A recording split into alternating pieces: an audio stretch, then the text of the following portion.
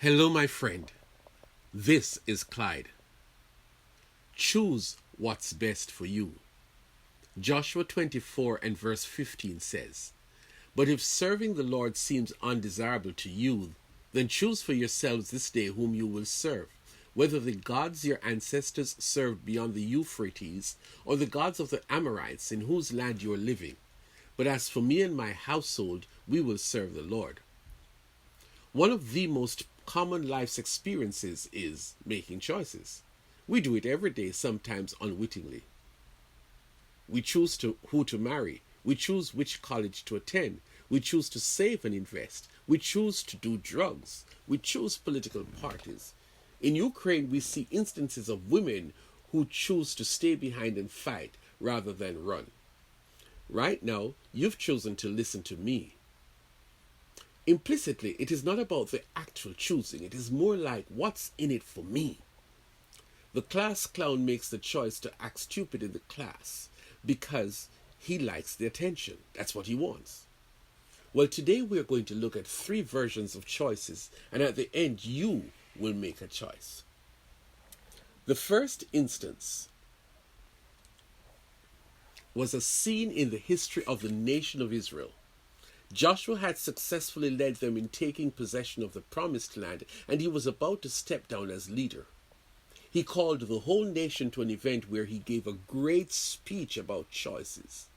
He made the case of asking them to look at their lives from the days of their forefathers, but he focused more on their history since they left Egypt. Who brought you here?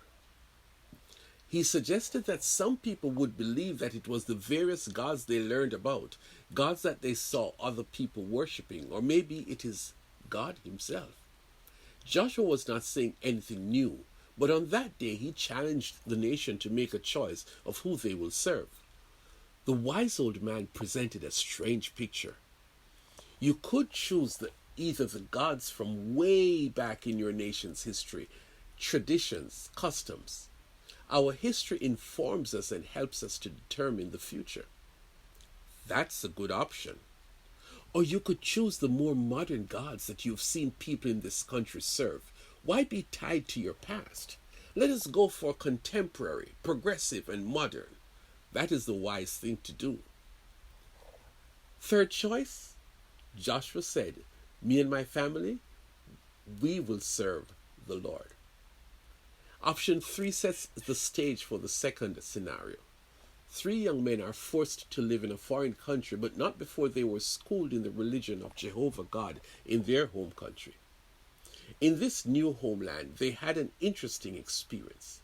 The government had built a massive golden statue and placed it in the center of the city. A simple requirement was made. When they heard the great orchestra starting to play a special song, everybody must bow down and pay respect to the statue. Pretty simple, right? Except the head of the government made it mandatory, and should anyone refuse to bow, they will be executed by death in a furnace of raging flames. Remember option 3 that Joshua chose? These foreign boys decided to go against the simple choice that every wise person eventually made: bow or die. That's a no-brainer, really, but not so for these young men who saw things differently.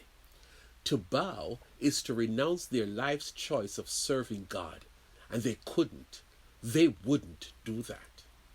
Well, they were hauled before the king, and he tried to give them one last chance because he really liked these guys. They said, "A long time ago we chose to serve God, and that choice tells us not to bow to anyone or anything else. We choose to not bow, and we're willing to accept the consequence, especially because we believe our living God will save us from execution by fire. But even if he does not, we are satisfied in our final decision. We will not bow." That's it. They were thrown in the furnace, but miraculously the God they served delivered them. True story. They survived the fire without even smelling of fire, and their God showed up in the fire with them. The third scenario has to do with Jesus and his people, the Jewish leaders. He was arrested and was about to be executed, but the governor Pilate gave the crowd one final choice. This was the most obvious of choices. Jesus was the innocent prisoner, or Barabbas, the career criminal who was already in prison.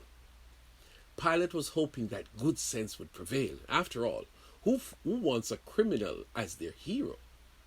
To his surprise, the people chose Barabbas, the criminal, the prisoner. But look again. They did not choose Barabbas for noble reasons. They chose him because they did not want Jesus. Very often we make choices in that regard.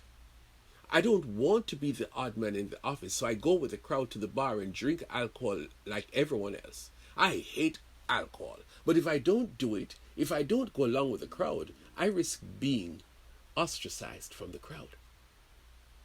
Today, I'm inviting you to make a choice, like the two thieves who were crucified with Jesus. I could ridicule Jesus, the man who had done no wrong, but who was in the same dilemma as me. What good was it to be a good person and end up here on a cross? The other guy saw things differently. He saw that moment as his last chance to get right with God. That's it. You know that serving God is the right thing, but you've lived an opposite life up until now. Last chance to make it right. This guy asked Jesus to accept him even at this 11th hour. That thief received a promise from Jesus of a place in heaven. My friend, I am begging you to make the right choice. Choose Jesus today, right now.